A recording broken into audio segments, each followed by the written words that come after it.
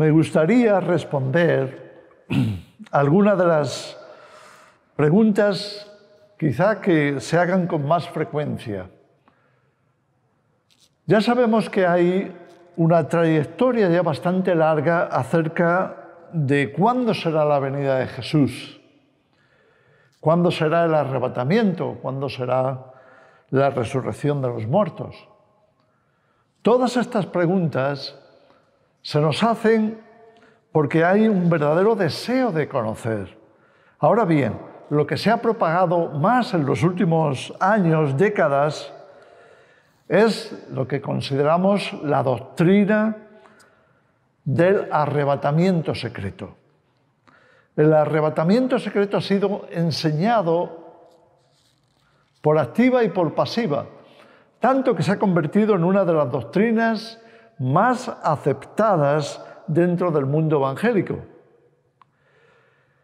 Por eso, aunque yo explico Apocalipsis y explico las demás profecías bíblicas relativas al final de los tiempos, estamos hablando de escatología. Y aunque yo explico versículos tan claros que nos hablan de cómo la Iglesia iba a atravesar este periodo, lo hemos explicado claramente en el curso de Apocalipsis. Sin embargo, aún siguen repitiéndose estas preguntas. ¿Por qué la gente está preocupada? Han escuchado tanto tiempo acerca del arrebatamiento secreto que, aunque yo lo explique creo que con cierta claridad lo que está ocurriendo, lo que va a ocurrir, pues aún así persisten las dudas. Así que me gustaría responder de una forma un poquito quizá más extensa, llanamente, simplemente con versículos. Así que vamos a ir primero de todo a Mateo capítulo 24. ¿Por qué? Porque son las palabras de Jesús, son las palabras del Señor, porque también los discípulos le preguntaron a Jesús lo mismo. Bueno, ¿cuándo vas a volver? ¿Cuándo será tu venida y el fin? Tenemos que ir a esa respuesta que da Jesús para que lo primero que tengamos en cuenta sea lo que nuestro Maestro explicó. Vamos a leer los versículos 29 al 31. Y Jesús dijo estas cosas.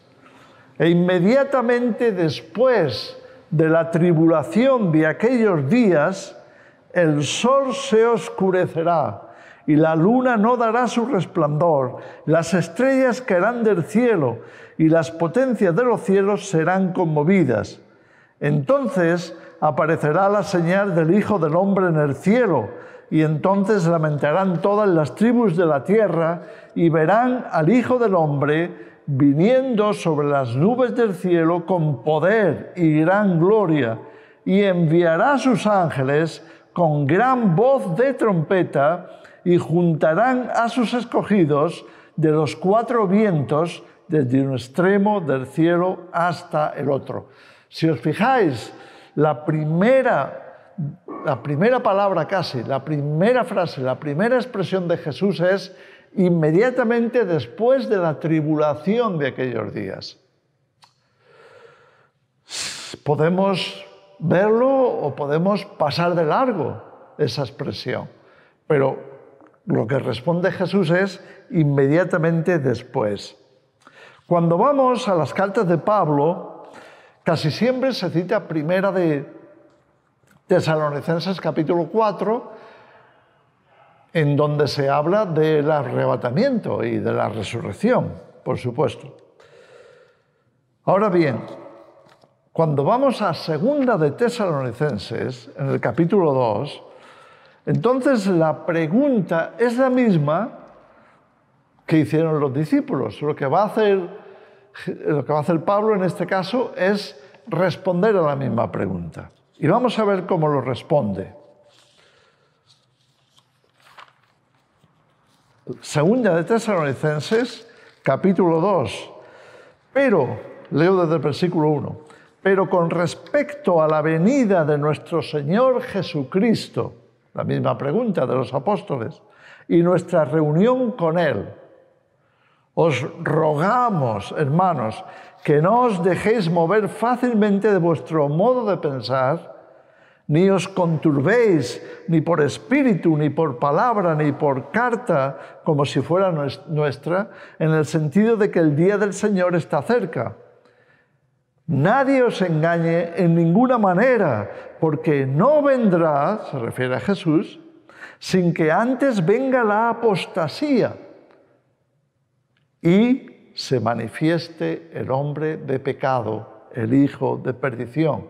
Y para que sepamos, para que los cristianos supieran a quién se refería, añade en el versículo 4, el cual se opone y se levanta contra todo lo que se llama Dios o es objeto de culto, tanto que se sienta en el templo de Dios como Dios, haciéndose pasar por Dios. Y dice en el versículo 5, termina con una pregunta, ¿no os acordáis que cuando yo estaba todavía con vosotros os decía esto? No era la primera vez que Pablo lo explicaba. Pablo quería que la iglesia tuviera muy claro qué pasaría, cuándo sería la venida de Jesús y cuándo sería nuestra reunión con Él, cuándo sería el arrebatamiento, la resurrección de los muertos, porque vamos a encontrarnos con Él en el aire, como lo había explicado en la primera carta, en el capítulo 4. Y Pablo lo dice tan claramente como se puede decir. No vendrá Jesús, no vendrá esa reunión con Él, no vendrá ¿hasta cuándo? Hasta que venga la apostasía y se manifieste el anticristo. No antes. No antes del Apocalipsis, no antes de las cosas que tienen que suceder. Luego, por supuesto, vemos en Apocalipsis 7, si nos metemos ya en el libro de Apocalipsis, vamos a encontrar algunas cosas también muy claras. Yo sé que lo hemos hablado antes, pero quiero ponerlo todo junto para que comprendamos que no es un tema que no haya quedado suficientemente claro en la palabra de Dios. Es muy claro. Así, en Apocalipsis capítulo 7 nos habla de una gran multitud. Después de esto, leo a partir del versículo 9, miré y he aquí una gran multitud, la cual nadie podía contar, de todas las naciones, tribus y pueblos y lenguas que estaban delante del trono y en la presencia del Cordero, vestidos de ropas blancas y con palmas en las manos, y clamaban alabanzas, honrando, dándole honor al Señor, como nuestro Salvador que es, y el Salvador de ellos. Entonces, esa multitud que está delante del trono de Dios, no voy a leer todo el pasaje, pero sí, un poquito más adelante, en el versículo 13, entonces uno de los ancianos habló diciéndome, estos que están vestidos de ropas blancas, ¿quiénes son y de dónde han venido? Yo le dije, Señor, tú lo sabes. Y él me dijo, estos son los que han salido de la gran tribulación y han lavado sus ropas y las han emblanquecido en la sangre del Cordero. ¿Quiénes son esa multitud innumerable? Pues la iglesia, todos los creyentes que están en el tiempo del fin. Y lo dicen con mucha claridad. Estos han salido de la gran tribulación, proceden de la gran tribulación. Y a continuación nos dice qué efecto ha tenido esa tribulación. Han lavado sus ropas, sus obras están purificadas, santificadas, y las han emblanquecido en la sangre del Cordero. Quizá muchos con su propio martirio. ¿Por qué? Porque han dado su vida por el Señor. Han estado en la cruz, por decirlo de alguna manera, juntamente con Él, entregando sus vidas por su fe. Si avanzamos un poquito más y nos vamos a Apocalipsis 12, y estamos adentrándonos en Apocalipsis para que veamos la presencia de estos mismos creyentes de la Iglesia a lo largo de estos capítulos que están junto con toda la acción del anticristo. Y leemos así en los versículos 9 al 14. Dice: y fue lanzado fuera el gran dragón, la serpiente antigua que se llama Diablo y Satanás, el cual engaña al mundo entero. Fue arrojado a la tierra y sus ángeles fueron arrojados con él. Entonces oí una gran voz en el cielo que decía: ahora ha venido la salvación, el poder y el reino de nuestro Dios y la autoridad de su Cristo, porque ha sido lanzado fuera. Bien, todo esto se describe, lo que nos está contando es que hay una batalla efectivamente en los cielos, hay una derrota y una victoria por parte de Miguel y una derrota de parte de Satanás, que es quien va a caer a la tierra. Y entonces él va a emprender una persecución. Nos lo describe el versículo 13. Y cuando vio el dragón que había sido arrojado a la tierra, persiguió a la mujer que había dado luz al hijo varón. Y se le dieron a la mujer las dos alas de la gran águila para que volase de delante de la serpiente al desierto. Viene una persecución y entonces a la mujer que representa a la Iglesia y a su descendencia, y lo explica claramente aquí. Por eso vamos a saltar un poquito para llegar al final del capítulo, 16 y 17. Pero la tierra ayudó a la mujer, pues la tierra abrió su boca y tragó el río que el dragón había echado de su boca. Entonces el dragón se llenó de ira contra la mujer y se fue a hacer guerra contra el resto de la descendencia de ella. Y ahora añade, no para ahí, lo deja ahí, no. Ahora va a explicar de quién está hablando. Y dice: los que guardan los mandamientos de Dios y tienen el testimonio de Jesucristo. Son creyentes en Jesús. No estamos hablando de, pues no sé, gente que cree en Dios y punto. No. Está hablando de seguidores de Jesús, de cristianos. Lo queramos ver o no, no tiene otro nombre. Luego en Apocalipsis 13, en plena acción del anticristo, leemos desde el versículo 7, del 7 al 10 podemos leer. Dice: y se le permitió hacer guerra contra los santos y vencerlos. También se le dio autoridad sobre toda tribu, pueblo, lengua y nación. Y la adoraron a la bestia todos los moradores de la tierra, cuyos nombres no estaban escritos en el libro de la vida del Cordero, que fue inmolado desde el principio del mundo. Si alguno tiene oído, oiga. Si alguno lleva en cautividad, va en cautividad. Si alguno mata a espada debe ser muerto. Aquí está la paciencia y la fe de los santos.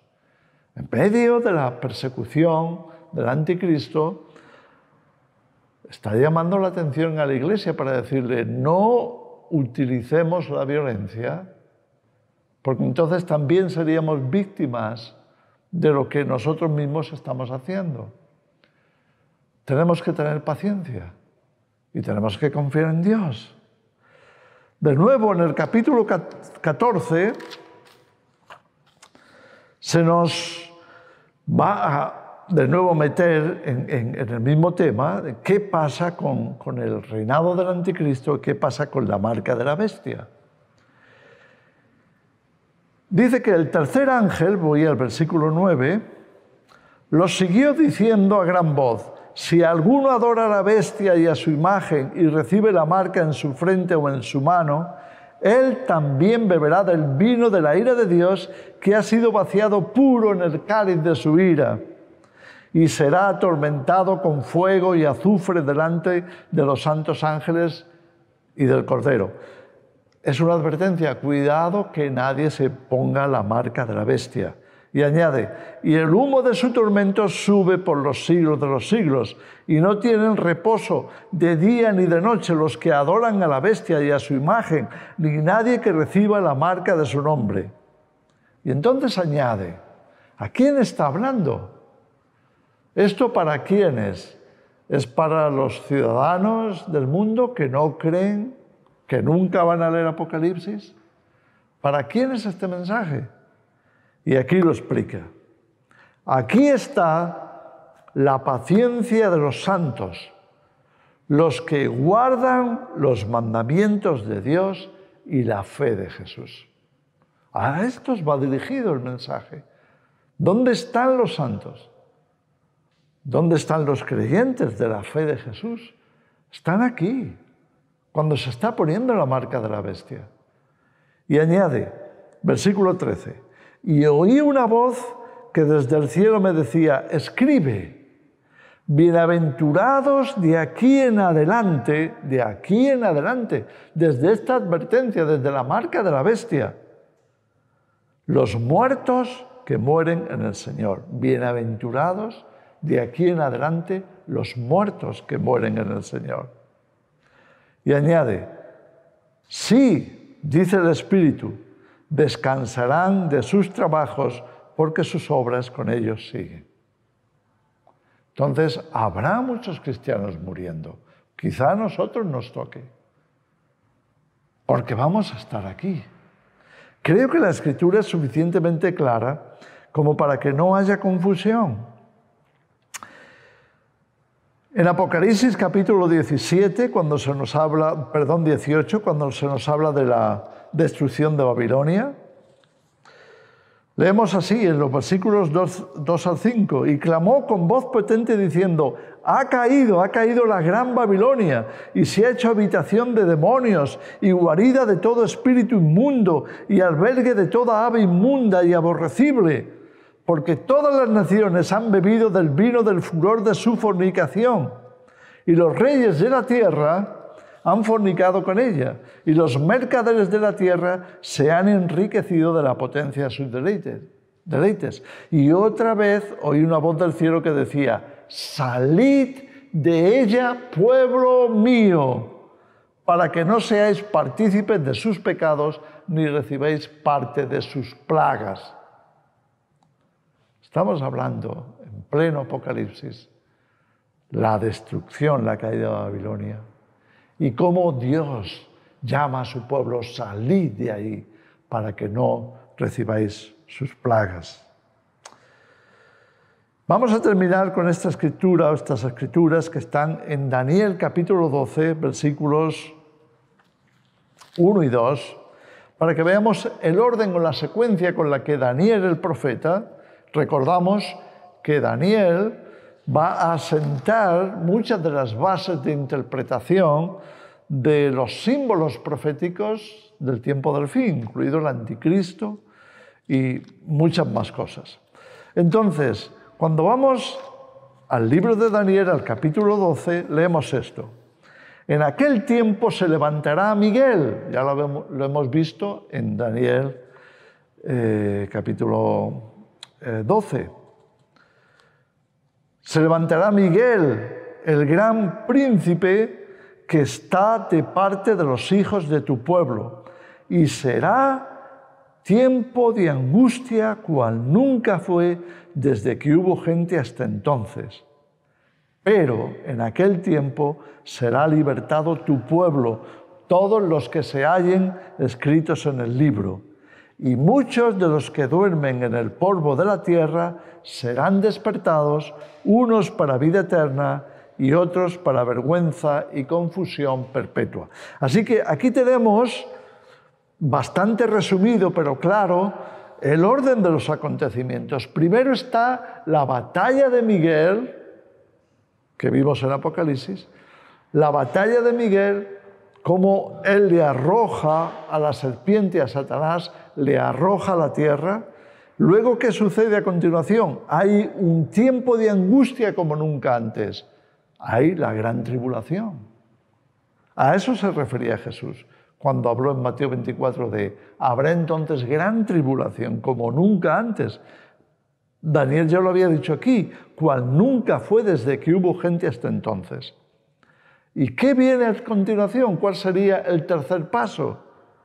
La liberación del pueblo, la liberación final. Muchos por medio de la resurrección, otros por medio del arrebatamiento. Creo que esto ha quedado bastante claro aquí, en esta descripción de Daniel. Termino con Isaías, capítulo 26. Sin duda hay muchos más pasajes que podríamos estar analizando, pero nos llevaría mucho tiempo. Creo que con estos podemos dejar claro qué dice la Escritura acerca del tiempo del fin y la Iglesia. ¿Cuándo vendrá el Señor? ¿Cuándo será la segunda venida de Cristo? El regreso de Jesús. Y en el capítulo 26 de Isaías vamos a leer unos pocos versículos del 15 hasta el 21. Creo que queda también claro lo que nos está diciendo. El mensaje es: aumentaste el pueblo, Señor, aumentaste el pueblo, te hiciste glorioso, ensanchaste todos los confines de la tierra. Lo primero que nos menciona, justo como el primero de los 3 ángeles que iban a estar dando su mensaje. El primer ángel dijo: predicación del Evangelio, anuncio del Evangelio. En todas las naciones, Jesús también lo dijo, será predicado este Evangelio del Reino en todo el mundo para testimonio a todas las naciones. Es lo que está diciendo aquí. Viene una gran cosecha. Ahora, ¿qué ocurre a continuación? El versículo 16 dice: Señor, en la tribulación te buscaron, derramaron oración cuando los castigaste. Entonces, viene un periodo o ha estado habiendo o está habiendo una predicación extensiva por toda la tierra del Evangelio, y después viene la tribulación. No viene la resurrección ni el arrebatamiento, viene la tribulación. Y nos dice el versículo 17: como la mujer encinta cuando se acerca el alumbramiento, el parto, gime y da gritos en sus dolores, así hemos sido delante de ti, oh Señor. Hemos sido como esa mujer que estaba de parto, gritando. Estamos en medio de la angustia. Concebimos, tuvimos dolores de parto, dice ahí, y ninguna liberación vimos, ni cayeron los moradores del mundo. ¿Hasta cuándo? Hasta que Jesús vuelva. Pero entonces añade en el versículo 19: tus muertos vivirán, sus cadáveres resucitarán. Despertad y cantad, moradores del polvo, porque tu rocío es cual rocío de hortalizas, y la tierra dará sus frutos. Entonces, ¿qué estamos viendo? De nuevo, el orden de los acontecimientos es como está descrito en Isaías 26. ¿De qué nos habla? Viene un aumento del pueblo, es decir, va a haber muchas conversiones, la Iglesia va a tener un tiempo de gran expansión, llevando el Evangelio por todas partes, llegando a todas las naciones, antes del fin. ¿Qué viene a continuación? La tribulación. Señor, en la tribulación te buscaron, derramaron oración cuando los castigaste. ¿Qué viene después? Bueno, está descrito aquí como el sentimiento que va a haber en nosotros va a ser como de parto, literalmente vamos a estar sufriendo esos dolores. Pero después viene la resurrección. Tus muertos vivirán, sus cadáveres resucitarán. Despertad y cantad, moradores del polvo. Viene el Señor y nos vamos con Él. Creo que Isaías 26, como Daniel 12, como las descripciones que nos da Jesús de su venida, como lo que hemos visto en Apocalipsis, deja bastante claro esta idea, este concepto. ¿Cuándo es la venida de Jesús? ¿Estaremos siendo arrebatados antes del anticristo? Todas estas preguntas. ¿Habrá un arrebatamiento secreto? Bueno, creo que aquí la misma palabra lo tiene bastante resuelto. Primero viene la predicación en todo el mundo y después viene lo que está claramente descrito en Apocalipsis, la gran tribulación. Y después vendrá Jesús, como él mismo dijo en Mateo 24, 29, inmediatamente después de la tribulación de aquellos días. Y entonces describe su venida y cómo los ángeles recogerán a los vivos y vendrá la resurrección de los muertos. Pablo lo había explicado y creo que lo tenemos claro en la Escritura. No es fácil cambiar de idea, especialmente cuando se ha adoctrinado mucho con el tema del arrebatamiento secreto y se ha dado una interpretación y una versión de las cosas amordada a una doctrina. No, tenemos que amordarnos a lo que describe la palabra de Dios. Entonces, y solo entonces, estaremos seguros de saber lo que nos dice la Escritura. Dios os bendiga.